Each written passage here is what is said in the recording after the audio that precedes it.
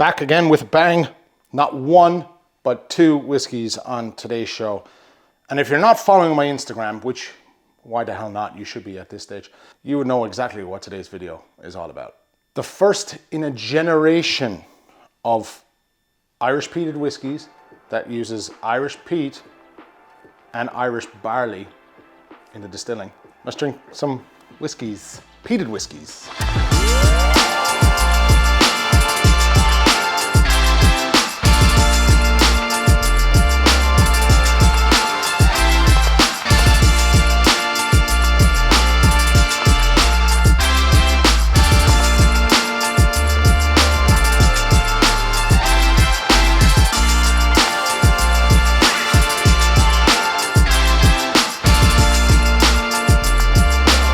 Welcome to Whiskey and Whiskey. I'm the Whiskey Chaser Brian here in Christy's bar, Kilkenny. I hope you're keeping well.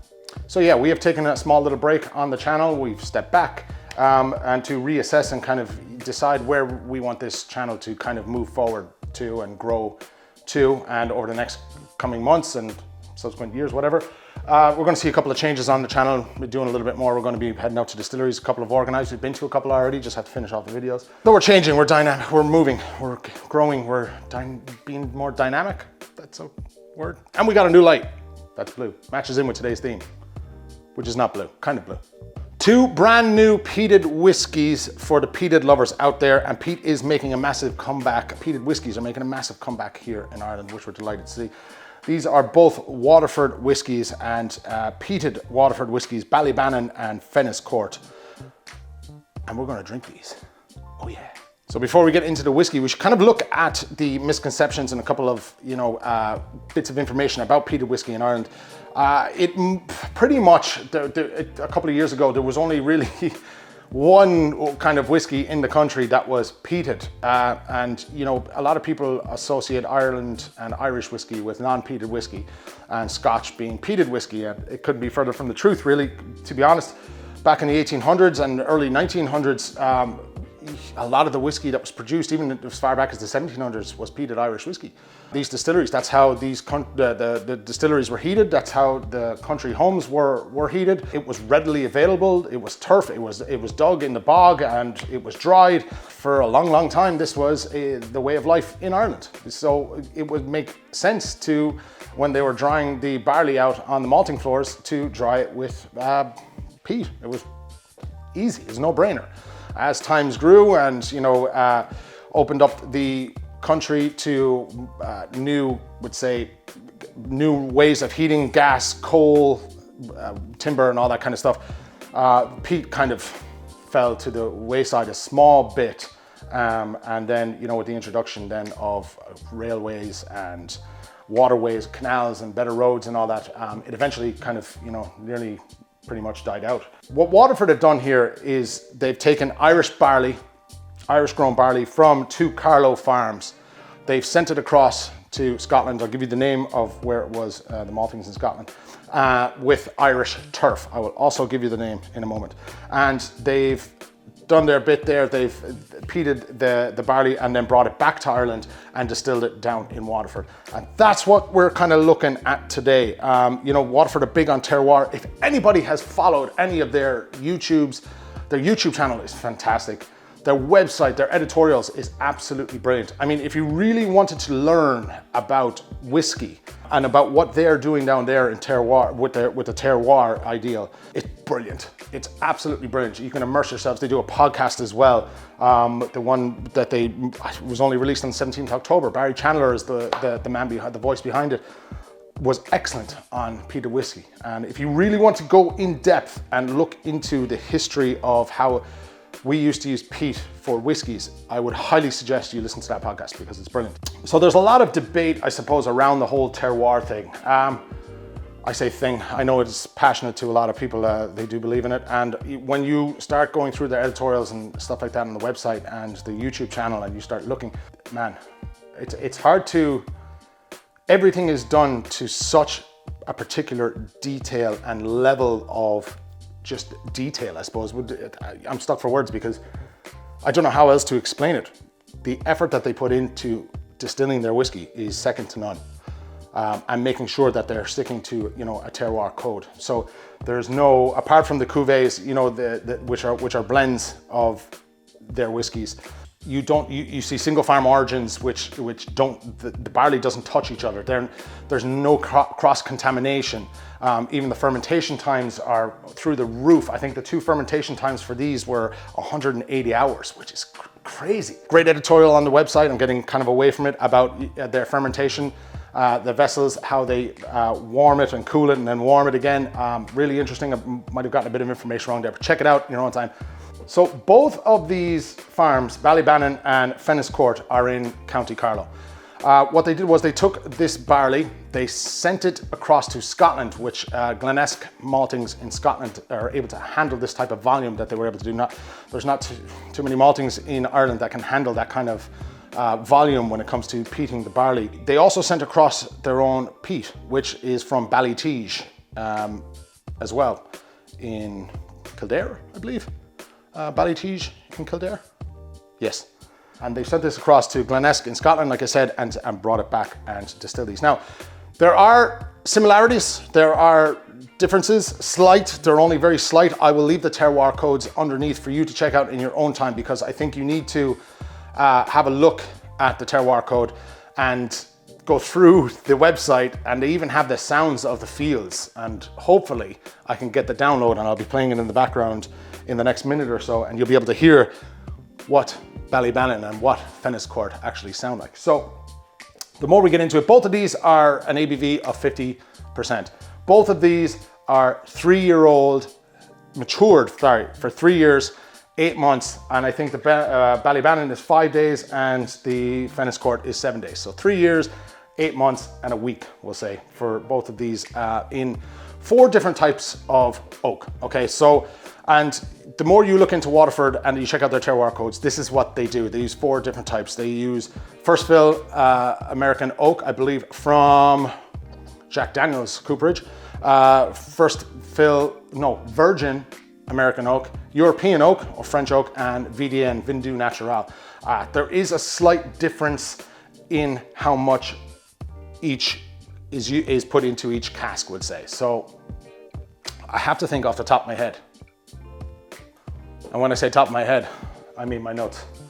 So for the, where are we? Fenniscourt, yeah. The cask breakdown is first fill USA is 38%, virgin US 21%, French oak 30%, and Vin du Natural 11%. And then if we move across to the Ballybannon, you're looking at first fill USA 33%, virgin oak, virgin US oak 18%, French oak 20%, and Vin du Natural 29%. There's not a huge difference in between the two. Now, there is a difference between the parts per million, or phenols, that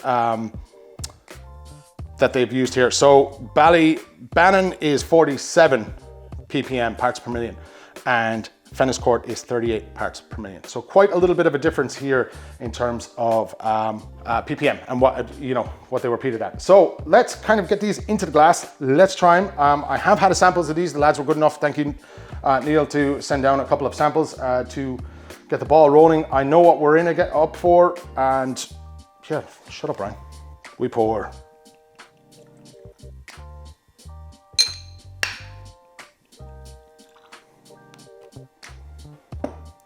So I have those poured. Now eventually got the cap off. I'm gonna let it breathe just for a moment and reiterate the facts.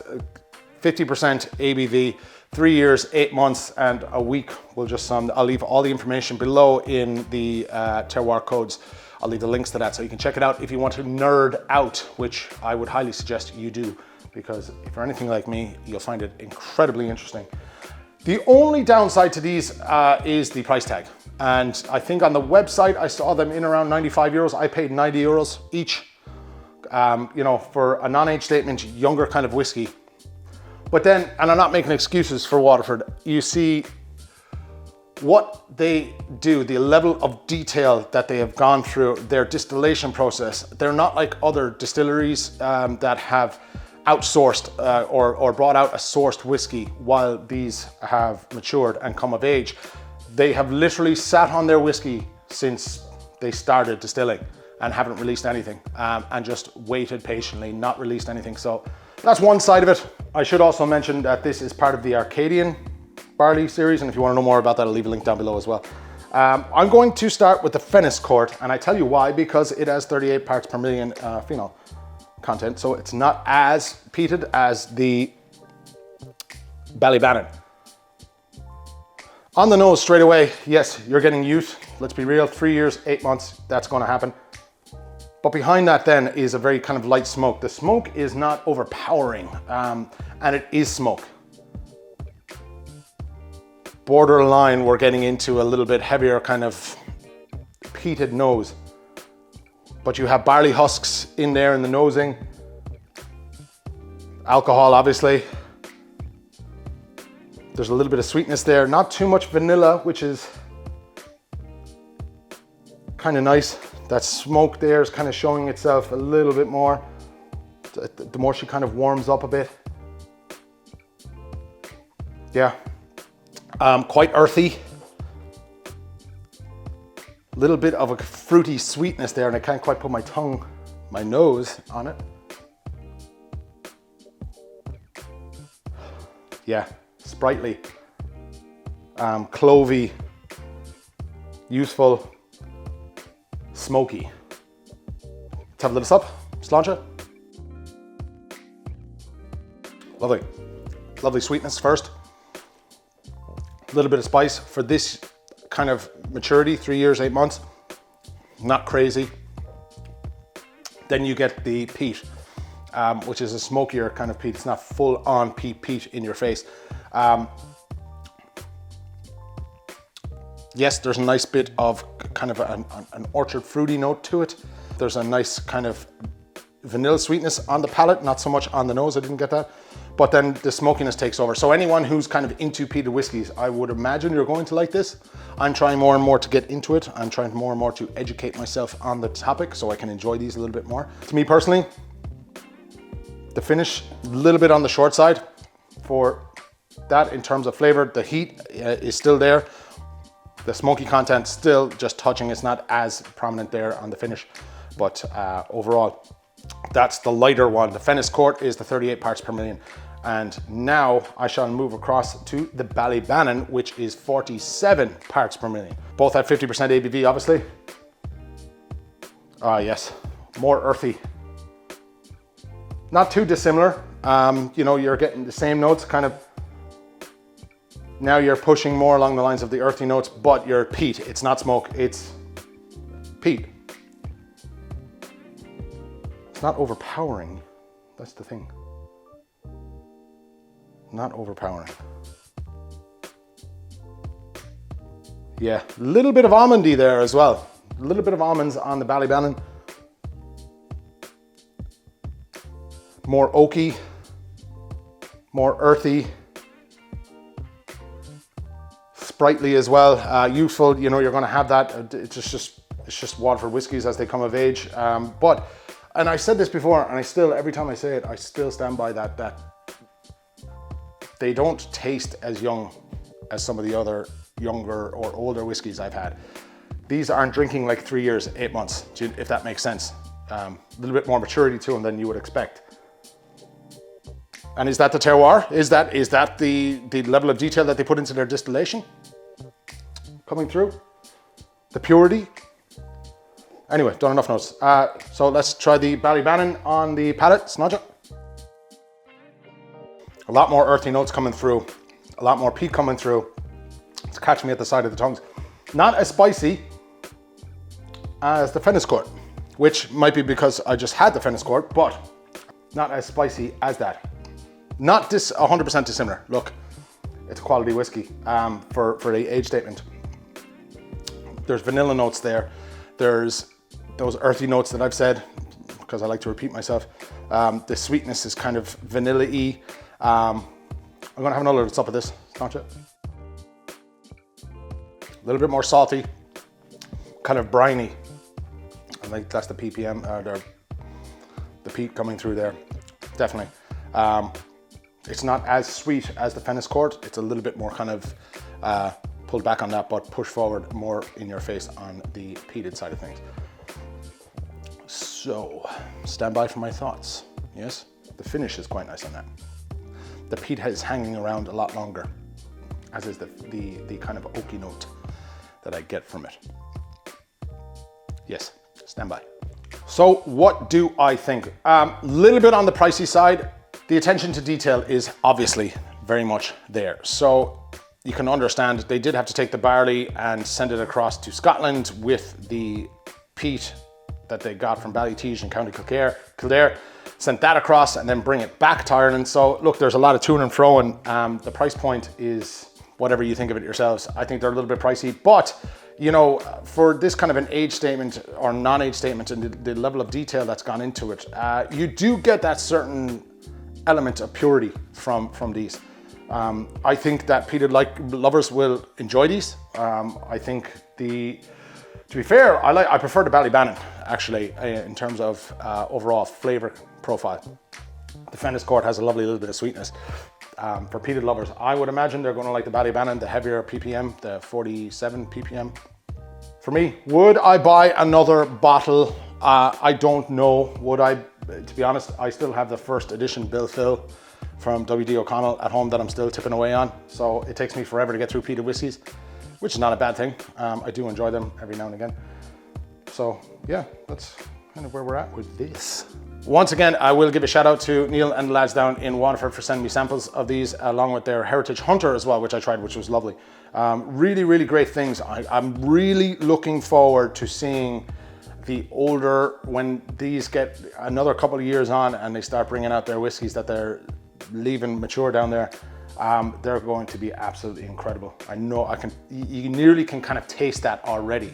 And I was going to say something else there and I completely forgot.